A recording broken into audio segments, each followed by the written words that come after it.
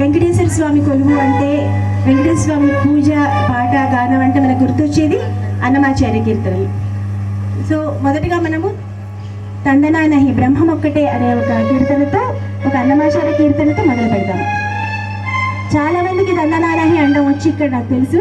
So వీళ్ళందరితో పాటు మీరు కూడా గొంతు కలిపితే అక్కడి వరకు స్వామివారి వరకు వినిపించాలి మన తందనాన. బ్రహ్మమొక్కటే